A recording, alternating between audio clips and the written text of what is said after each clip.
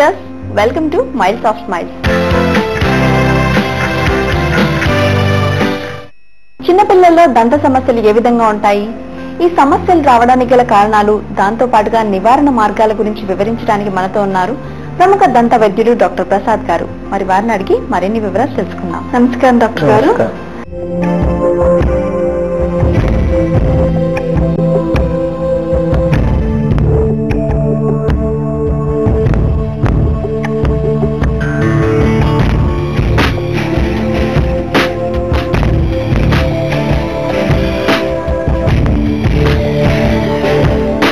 Doctor గారు, చిన్నపిల్లల్లో వచ్చే దంత సమస్యల గురించి తెలియజేస్తారు. చిన్నపిల్లలు దంత సమస్యలు అంటే చిన్నపిల్లలు అన్న దానిలోని పదంలోనే వాళ్ళు ఏ వయసు నుంచి చిన్నపిల్లలు, పుట్టుక ముందర నుంచి వచ్చే సమస్యల, పుట్టిన తర్వాత వచ్చే సమస్యల, పెరిగిన తర్వాత వచ్చే సమస్యల, ఇలా మనం ప్రతి సమస్యని డివైడ్ చేసుకుంటూ చూసుకోవాలి.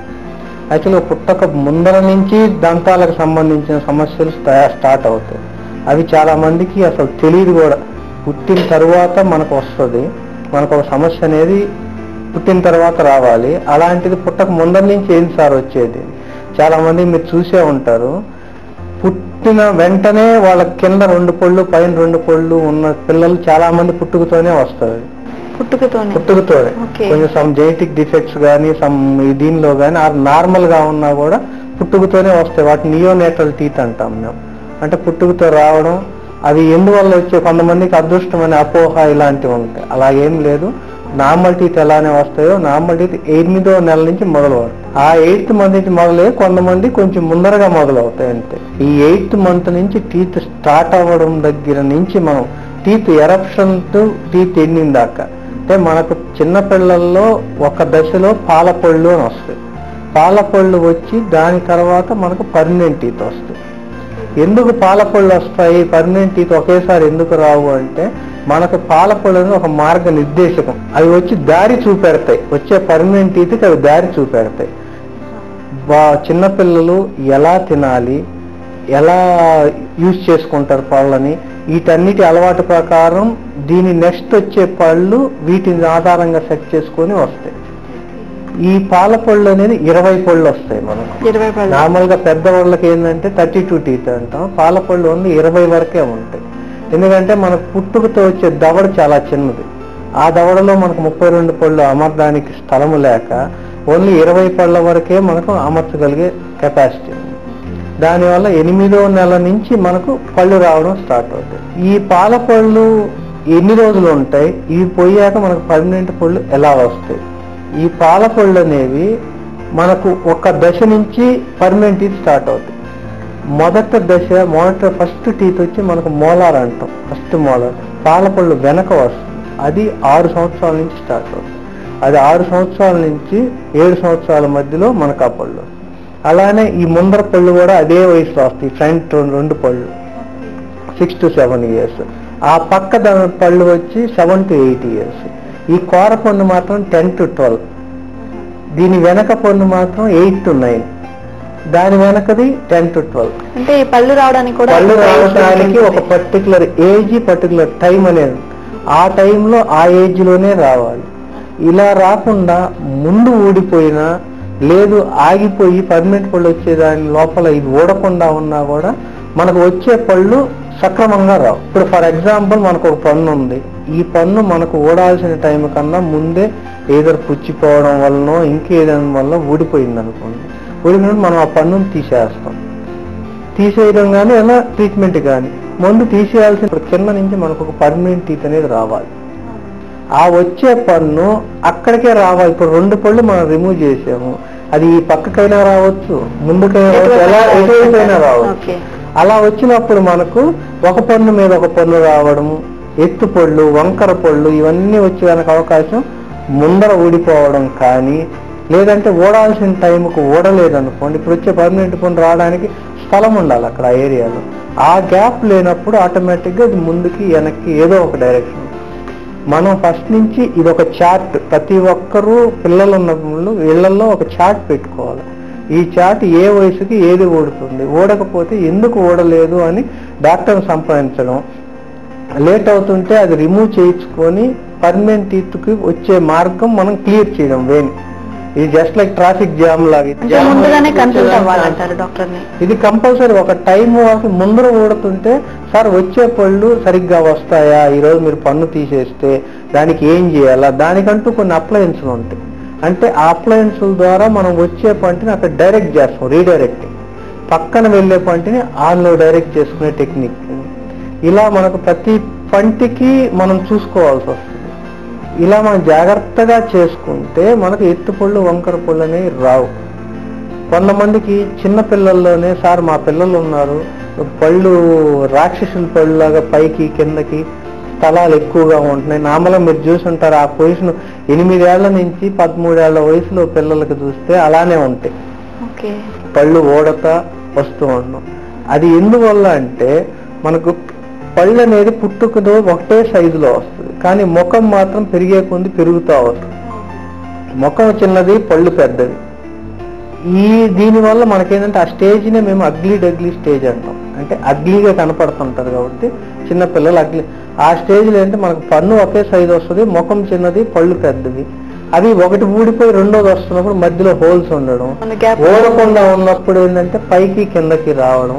వీటన్నిటి వల్ల పిల్లలు ఆ ఏజ్ లో చూడడానికి కొంచెం అసహ్యంగా కనపడతారు ఒక నవ్వినప్పుడు. దాన్ని మనం అగ్లీ డగ్లీ స్టేజ్ అంటాం. ఆ స్టేజ్ లో మనం భయపడాల్సిన అవసరం ఏమి లేదు. ఎందువల్ల ఇది అనేది ఒక్కసారి చూపెట్టుకుంటే రెక్టిఫై చేసుకుంటే సరిపోదు. ఇదంతా మనం పళ్ళు వచ్చే ఎదిగే దశ. ఈ దశలో మనం తీసుకోవాల్సిన జాగ్రత్తలు. మైల్స్ ఆఫ్ స్మైల్స్ కార్యక్రమంలో చిన్న విరామం.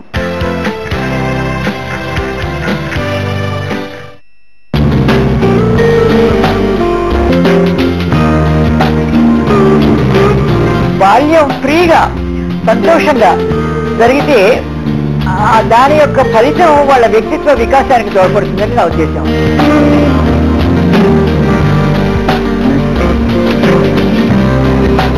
ఎందుకు ఆడపిల్ల పెళ్లికి కట్నం ఇవ్వాలి?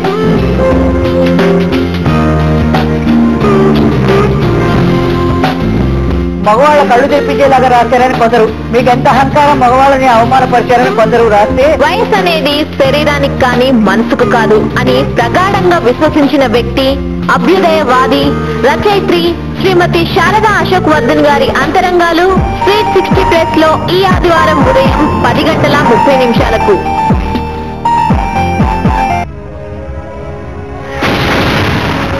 మానవత్వమా, ఎక్కడ నీ చిరునామా? నేరాలు చేసేది ఎవరు?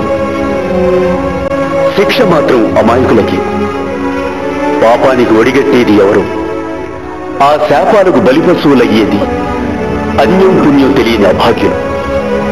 ఎప్పుడు, ఎక్కడ, ఎందుకు, ఎలా? ఈ ప్రశ్నకు బదిలేది వెళుతున్న దారిలో వెళుతున్న పాపుల మాట. భయం గుప్పిట్లో బిక్కుబిక్కుమంటూ బతుకు బండిని లాగిస్తున్న అమాయకులకెందుకు ఈ దుస్థితి? రాజధాని నగరమే ఉగ్రవాద మూలాలకు కేంద్రంగా మారితే కనలేని ఆ ఉగ్రవాద కదలికల కార్యకలాపాలకు బలైన వారెందరూ? కళ్ల ముందు కనిపించే నరకం, క్షణం క్షణం భయం భయం, దారుణ మారణ హోమాలతో అల్లకల్లోలంగా మారిన సమయంలో దిక్కులు పిక్కటిల్లేలా వినిపించే ఆర్తనాదాలు మీ హృదయాన్ని కదిలించడం లేదా? మీ మదిని కుదిపించడం లేదా? ఈ హత్యలకు, అఘాయిత్యాలకు అవకాశం ఇస్తున్న వారెవరు? ఎవరి మీద ఈ ప్రతీకారం? బతుకు తెరుకు వచ్చిన వారు కొందరైతే చుట్టం చూపుకు వచ్చిన వారు ఇంకొందరు. కారణాలు ఏవైనా మృత్యువు వారిని ఇలా అకారణంగా బలి తీసుకుంటే అభం శుభం తెలియని అమాయకులు తిరిగి రాని లోకాలకు చేరుకుంటున్నారు. ఈ దారుణ మారణకాండ, పైశాచికత్వం, విధ్వంసం, వీటికి శాశ్వతంగా అంతం లేదా? దీన్ని మనం ఆపలేమా? ఒక్క క్షణం ఆలోచించండి, ఒక్క క్షణం ఆలోచించండి.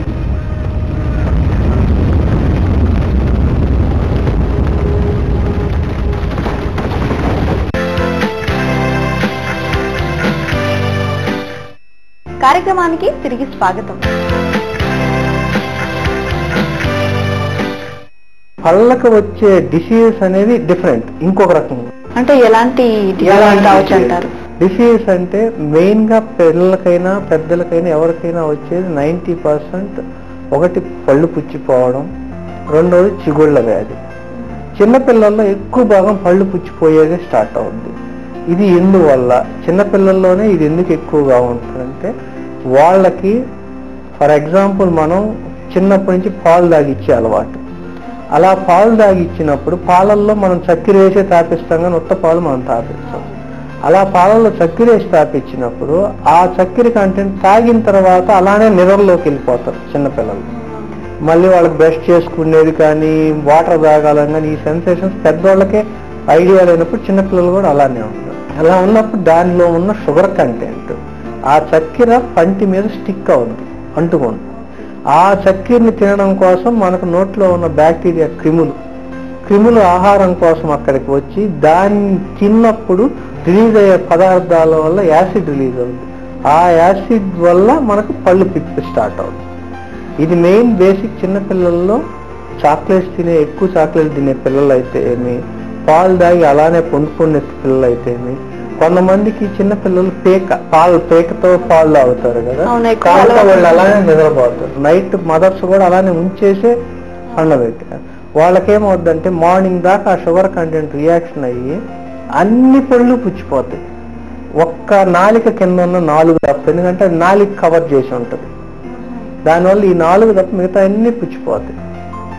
దాన్ని నర్సింగ్ బాటిల్ కేరీస్ అంటాం. అంటే పాల బాటిల్ వల్ల వచ్చే పిప్పి. వీటికి ట్రీట్మెంట్ కొంచెం జాగ్రత్తగా చూసుకొని సిమెంట్లు పెట్టుకోవడం, లేదంటే ఎక్కువగా ఉంటే రూట్ కెనాల్ లాగా చేసుకోవాలంటే వీలున్న కాడికి మనం పంటిని తీయకుండా జాగ్రత్త చేయాలి. కానీ పెద్దలు ఏమంటారంటే, సార్ రేపు ఎట్లానో పర్మనెంట్ టీత్ వస్తాయి కదా, ఈ పన్నును తీసేస్తే పోతుంది కదా. ఈ పన్నును తీస్తే వచ్చే పన్ను ఆటోమేటిక్గా పక్కకో ముందుకో ఏరే డైరెక్షన్స్ లో వస్తుంది. ఈ పన్ను ప్రెజర్ మనకు ఆ పర్మనెంట్ టీత్ అనేది వస్తుంది. అలా కాకుండా మనకు ఈ తీయకుండా గనక ట్రీట్మెంట్ చేయించుకుంటే అది కరెక్ట్గా వస్తుంది. ఇలా కాకుండా మనకు ఒక్కొక్కసారి ఏమవుద్దంటే కొంతమంది, సార్ ఏమవుతుంది సార్ ట్రీట్మెంట్ సార్ వదిలేయండి, ఇవి పోయే పళ్ళే కదా, ఇవి పోతాయి మాకు మంచి పళ్ళు వస్తాయి. మంచి పళ్ళు అనేది ఎప్పటికీ రావు. పైన ఉండే మన పాలపళ్ళు పిప్పి వచ్చి ఏదైనా ప్రాబ్లం అయినప్పుడు ఆ పంటిలో ఉన్న ఇన్ఫెక్షన్ కిందకి జారి కిందకి స్ప్రెడ్ అవుతుంది. స్ప్రెడ్ అయ్యి కింద ఉన్న మన పర్మనెంట్ టీత్ కి ఎఫెక్ట్ అవుతుంది. వచ్చే పర్మనెంట్ టీత్ కూడా పిప్పి పంటితోనే వస్తుంది. రెండవది, మనకు 7 సంవత్సరాల వయసులో అసలు పర్మనెంట్ దంతం వస్తుంది. ఆ దంతం ఉన్నప్పుడు మనకు పేరెంట్స్కి ఏంటంటే అది కూడా పాలపన్నే కదా, ఊడిపోయి మళ్ళీ వస్తుంది అపోహ. కానీ యాక్చువల్ గా అది పర్మనెంట్ టీత్. ఊడితే మళ్ళీ వచ్చే సమస్య లేదు. ఒకసారి పిప్పి వచ్చిందంటే ఇంకా పళ్ళు లైఫ్ టైం టీత్, అది స్పాయిల్ అయిపోయింది. ఇది తెలియక చాలా మంది నెగ్లెక్ట్ చేస్తుంటారు. ఇప్పుడు మీరు దాదాపు స్కూల్ కానీ ఎక్కడికైనా స్కూల్ క్యాంప్స్ ఒకసారి ఓపెన్ చేసామంటే 50% ఈరోజు పిల్లలకి పళ్ళు పిప్పి ఉన్నాయి. మినిమం 50%. అలా పళ్ళు పిప్పి ఉన్న వాళ్ళకి తీసుకోవాల్సిన జాగ్రత్తలు బేసిక్ ఏంటంటే మనం షుగర్ కంటెంట్ తక్కువ తినాలి. ఓకే, అంటే డాక్టర్ గారు మీరు అన్నట్లుగానే జాగ్రత్తలు అంటే ఏ విధంగా తీసుకోవాలి? తీసుకునే ఫుడ్ ద్వారానా? ఫుడ్ లోనే మెయిన్ థింగ్ ఏంటంటే మనం పాలు తాగుతాం. నైట్ పాలు తాగిన వెంటనే బ్రష్ చేసుకోవాలి. చిన్నపిల్లలకి వాళ్ళకై వాళ్ళు బ్రష్ చేసుకునేంత వరకు పేరెంట్స్ పక్క నుండి వాళ్ళకి బ్రష్ నేర్పించడం. కొంతమంది ఏం చేస్తారంటే ఇప్పుడు మెడిసిన్స్ వాడతారు. మెడిసిన్స్ వాడినప్పుడు ఈ కాఫ్ సిరప్లు అవి కొంచెం చీప్గా ఉంటాయి. వాళ్ళకి ఉండే దానికోసం మన ట్యాబ్లెట్లు కూడా చక్కెర టైప్ ట్యాబ్లెట్స్ ఇస్తాం చిన్నపిల్లలకి. ఏ జబ్బు వచ్చినా వాళ్ళు మింగలేరు కాబట్టి సిరప్ ప్రతి సిరప్ కూడా షుగర్ కంటెంట్. ఇవన్నీ తాగి అలానే నిద్రపోవడం. ఎప్పుడు కూడా ఏది తిన్నా తాగినా బ్రష్ చేసుకోవడం మంచి అలవాటు. కుదరకపోతే ఒక గ్లాస్ నీళ్లు తాపించిన దానిలో డైల్యూట్ అయి వెళ్ళిపోతుంది. ఇలాంటివి మనోళ్ళు చేయరు.